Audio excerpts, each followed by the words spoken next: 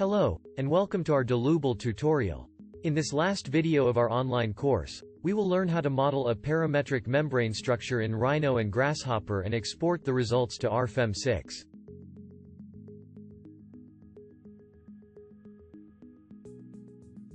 First, we create a point using the Construct Point component from the Vector tab.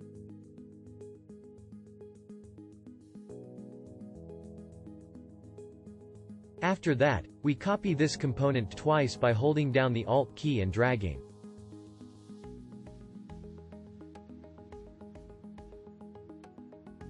For the second, we set up a range for the x-coordinate, for example, from 1 to 20. Then, we enter width for this slider name.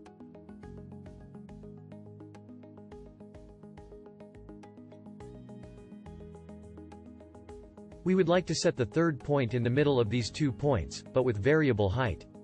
The x value has to be the x value of the second point divided by 2. To do this, we insert the division component. Now, we connect a to the number slider.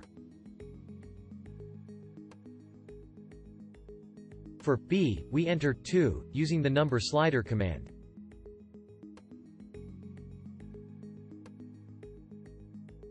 Afterwards, we set up a new range for the z-coordinate, for example, from 1 to 15. After that, we enter height for this slider name.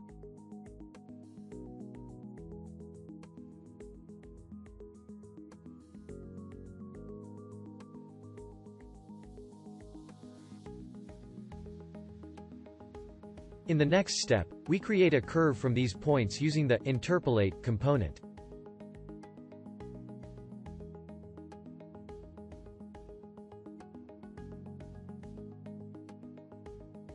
After that, we plug the 3 points into this component. Make sure you put them in the right order, as shown here.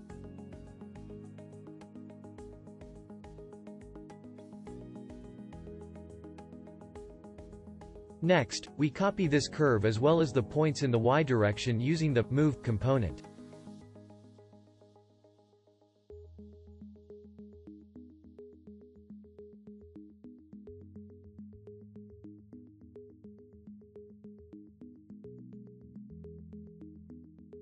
We also insert the unit vector parallel to the y-axis component.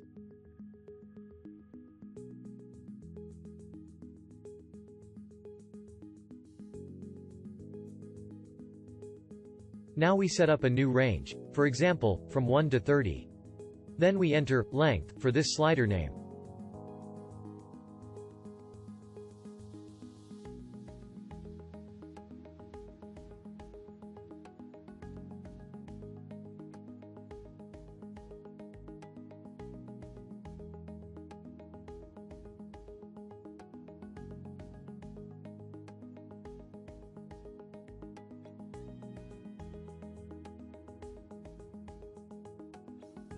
Afterwards, we create lines between the corresponding points using the line component.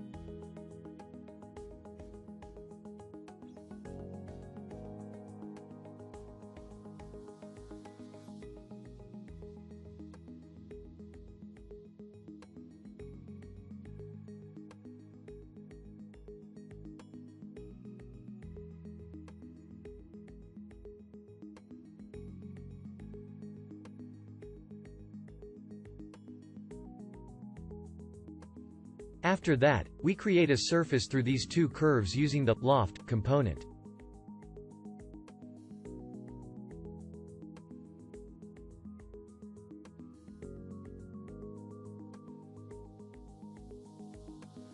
Then, we connect these curves to the curves in the loft component.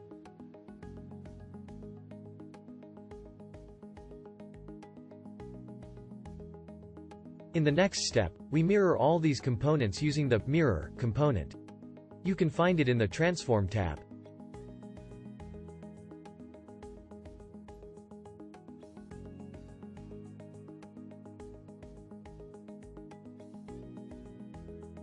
As shown here, the mirror plane is YZ by default. We have to change it to XZ using the XZ plane component, which is in the Vector tab.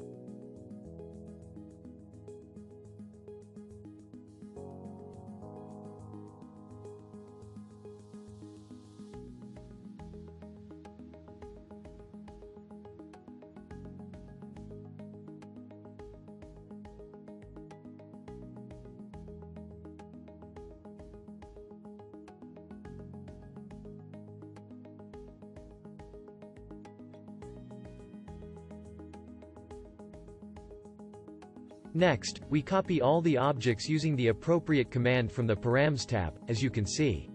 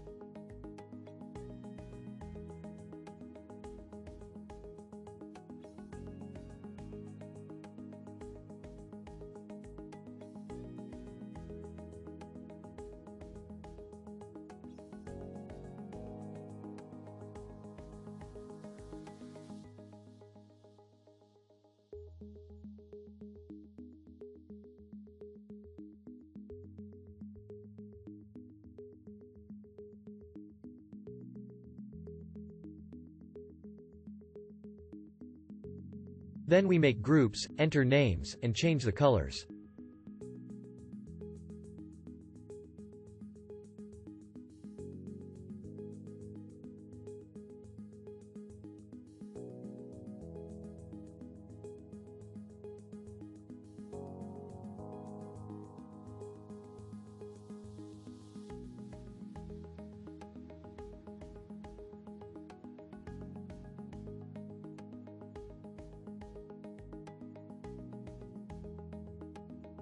Next, we put all the number slider commands together in a group to control all the parameters easily. Then, we enter parameters for this group name.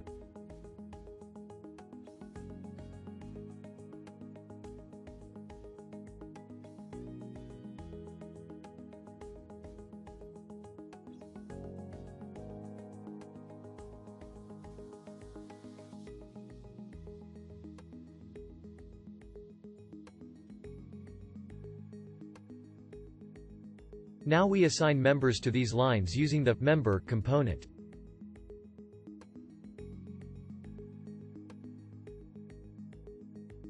We select the beam type using the value list command.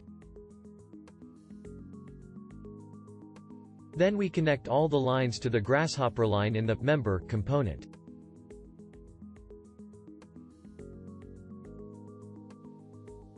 After that, we define cross-sections using the section component.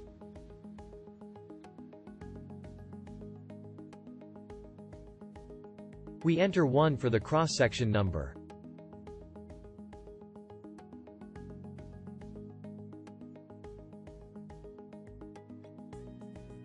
And CHS 193.7 times 5 for the section name.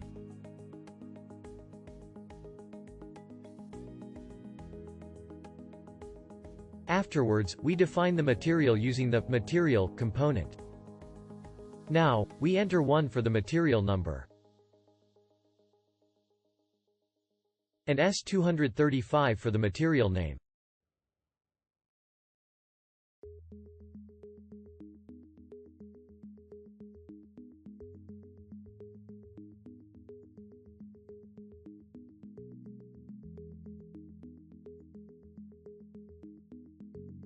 Next, we transfer these model data to RFEM6 using the Dlubal component, RFEM6 export component. To start the export, we use the Boolean toggle command.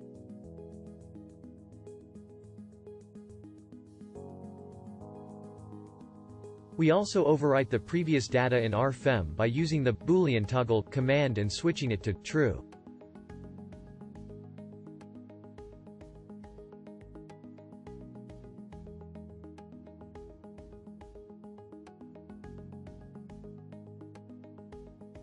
To perform the export, we double-click the Boolean toggle command.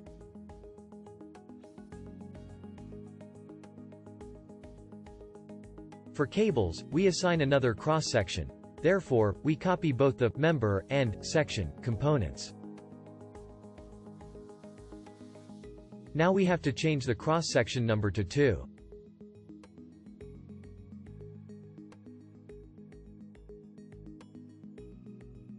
The cross-section name to R20.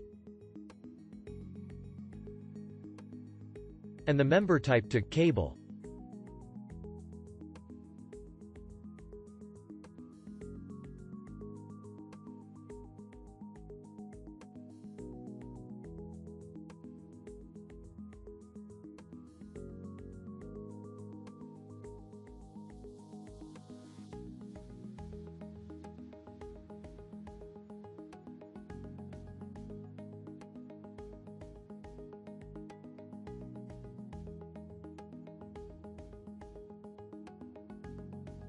To create a surface for RFEM, we insert the Dlubal component titled Surface.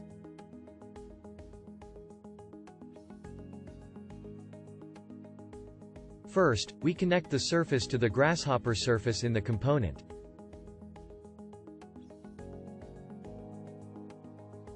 Then we enter numbers 1 and 2 for the surface number.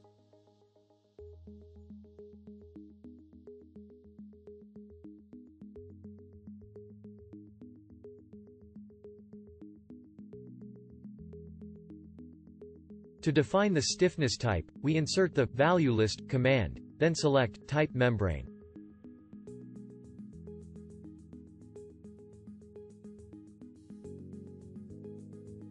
To enter the thickness number, we insert the thickness component.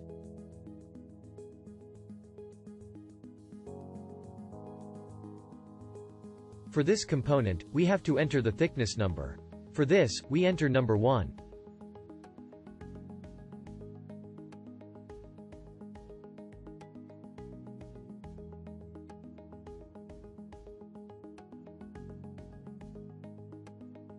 We also have to enter the thickness value using the number slider command.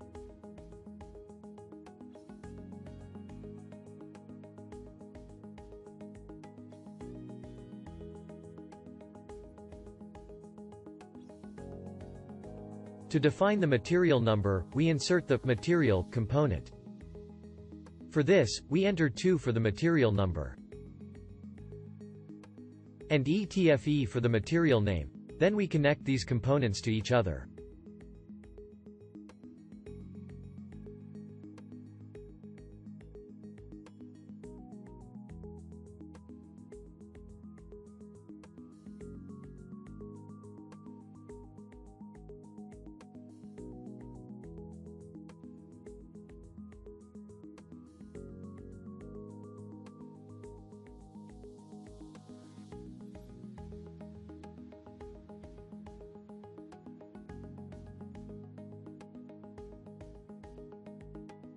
Finally, we assign rigid supports using the nodal support component. First, we have to connect the nodes to the grasshopper node in the component. After that, we enter the support conditions using the panel command.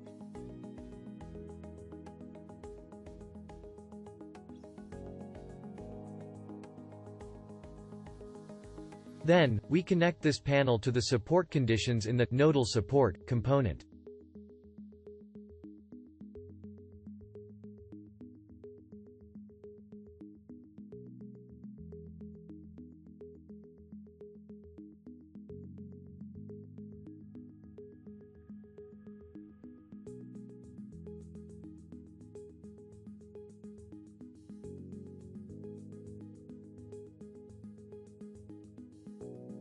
Thank you for watching. If you have any questions, you can write them in the comment section below. If you like this video, don't forget to like and subscribe. You can also visit our website at dlubal.com and search for anything you need. Goodbye until our next tutorial series.